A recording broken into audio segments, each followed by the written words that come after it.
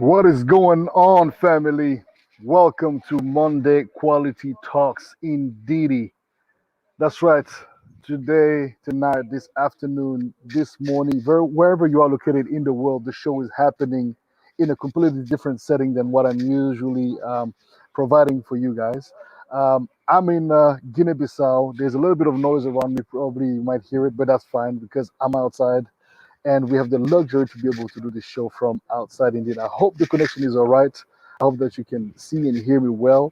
And well, since I'm in Africa, and I wanted to talk a little bit about how that happened from being quarantined. Well, kind of quarantined from being stuck in Europe for over a year and a half, and being able to be here on the continent.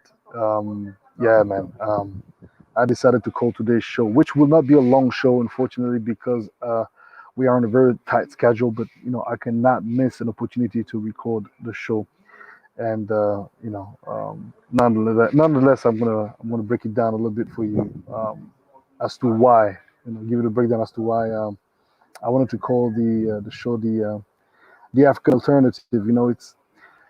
It's interesting because I um, I have got to say that the moment I arrived in Guinea-Bissau, which is in West Africa, I felt an instant connection. I felt obviously it's the African continent. Wherever I go in Africa, I always have this very strong connection, and it's always a very very special feeling. I will not lie.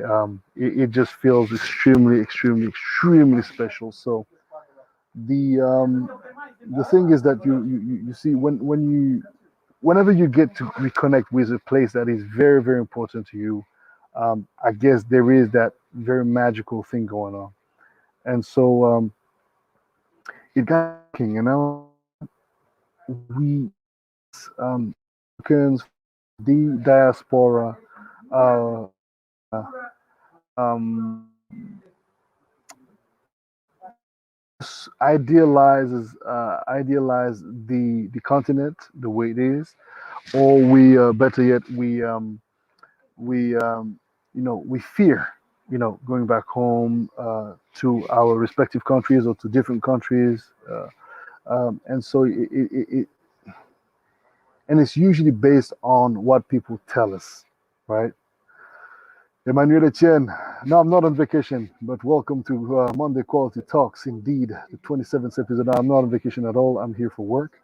But nonetheless, it's an opportunity to take a little break from the madness, and connect with the continent, with this very very important energy for me. And so I was really contemplating some of the moves that people do when it comes to moving back in Africa. And even though Guinea-Bissau is not necessarily it's not my birth country, but still is a country that has quite some similarities with mine, or at least things that are deemed similar to Central African Republic. And so I see a couple of people making bold moves, moving back here um, on the continent, generally speaking, and really seizing opportunities. Obviously facing challenges, right? Various challenges of a certain magnitude, but nonetheless, they're going head on, and they're taking those challenges one day at a time, and eventually becoming very successful in their endeavors. Um, but with that being said, I was thinking about me. I was thinking about what I've been doing and how I've been moving, um, and I'm really realizing that whenever I come back on the African continent, I have this feeling that the potential, and most of us do, right? The potential is just so great, um, profoundly amazing, in so many aspects, very much untapped. Um, there's still so much to be done, but there's already so much that has been done and that is being done. And it really is a matter of of changing our perspectives on things, and really um, looking into how we can, make those moves individually or collectively, and make things happen. Look, COVID has definitely got the world to stop. Um, what is very true is the Western world has underestimated the capacity of the African continent to handle a pandemic of this magnitude, even though it's unprecedented. But let's not forget the continent has had to face various massive pandemics, such as Ebola, and many others, and one that's killing people yearly, even more than COVID and any other disease existing, is malaria, right? Because of COVID and because of the disruption of COVID in the world, the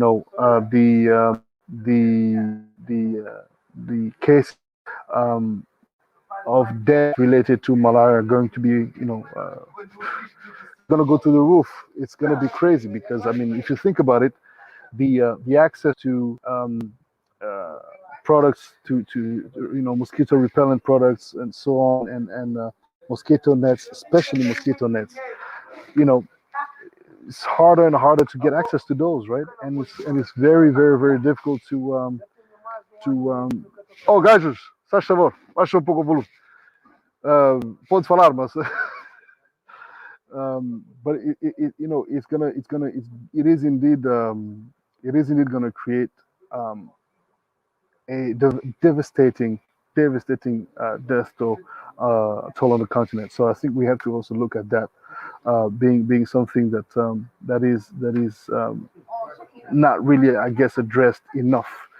But with that being said, so the way COVID is being handled here, I will tell you this much. I mean, when I arrived, I was just surprised. Like, people wear masks, of course, but it's just, like, they've not stopped their country.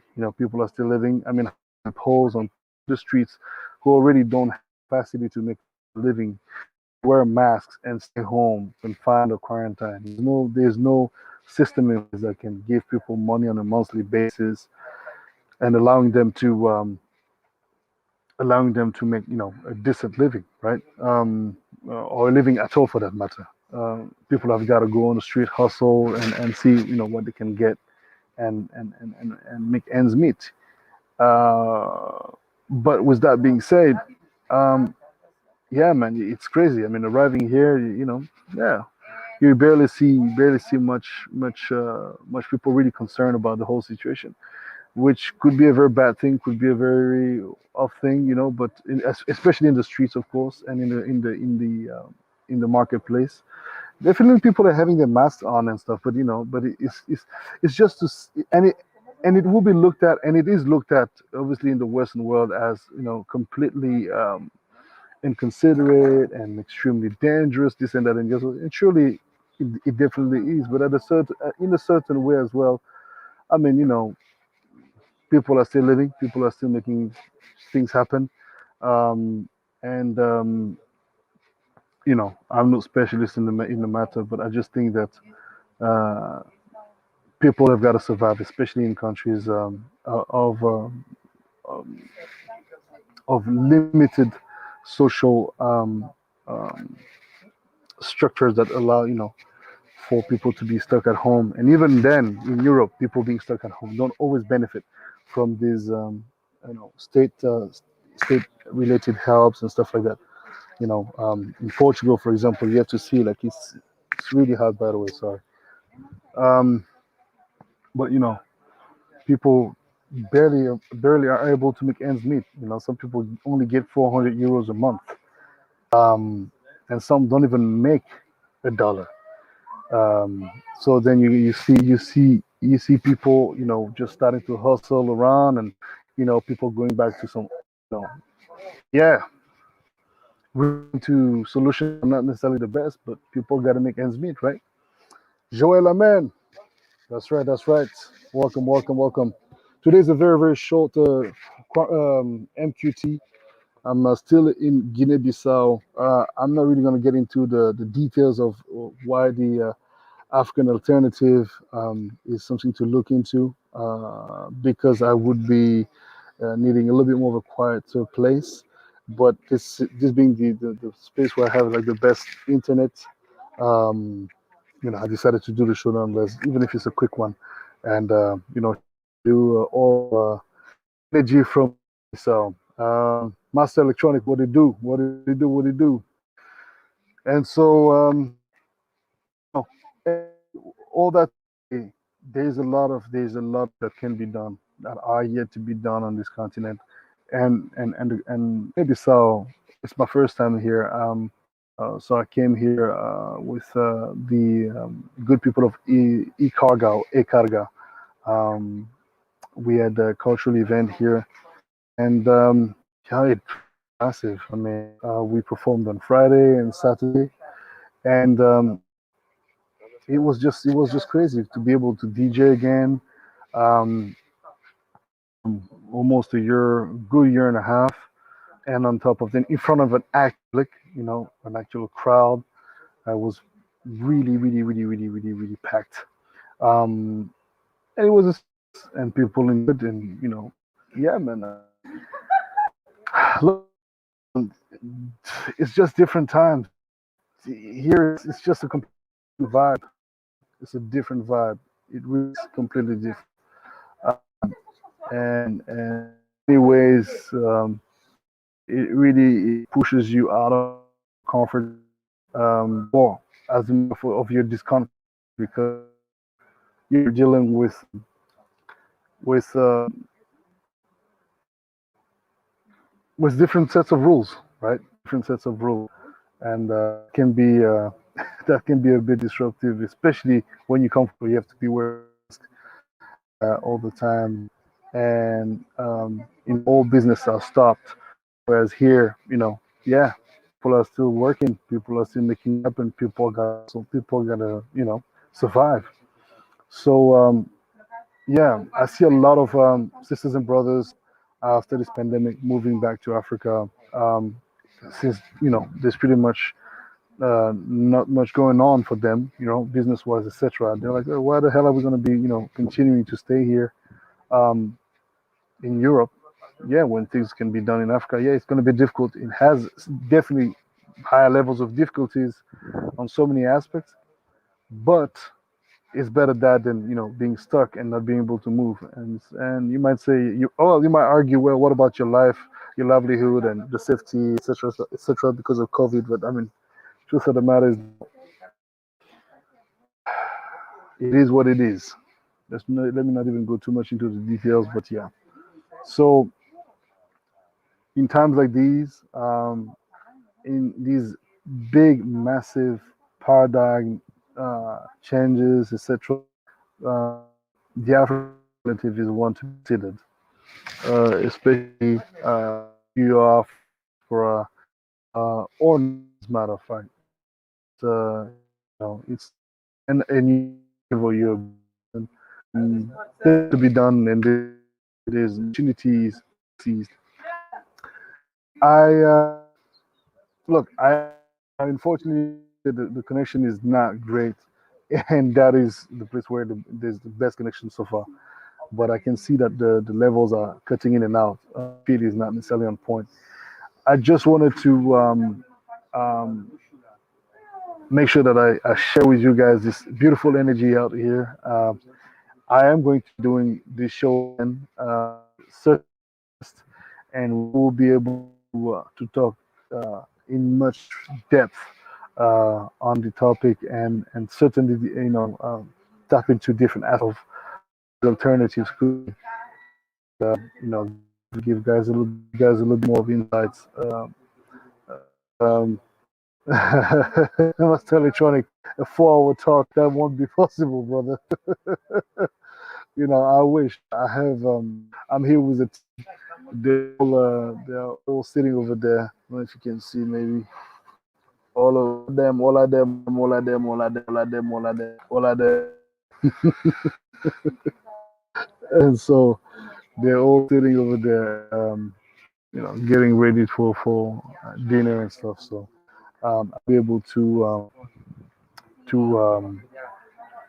to do 4 hours today, nor would I be able to even do 1 hour. Um, Joel Amen. No, it is not happy to connect with you today. This connection quality will be a great topic to expand on. Absolutely, absolutely. So let me not, take much more of your very precious time. As you all know, we want to make sure that we deliver a proper show. MQT is all about that quality. So quality of the topic and quality of the image and the connection. So let me stop the show for now. Just wanted to share with you guys this open. Let you know that we're going to address this topic again next Monday, the African alternative, part two. I have certainly a guest with me talking about the topic and in depth. Be a real one, but yeah, nonetheless, I did this beautiful and and this happened, this gratitude feel to be here and having able to get some work after a whole year and a half without as a matter of fact. So with that being said, family, let me let you carry on with the rest of your endeavors and see you next Monday for another session. Treaty 28. And yeah, man. God bless. And I shall see you next month. Peace.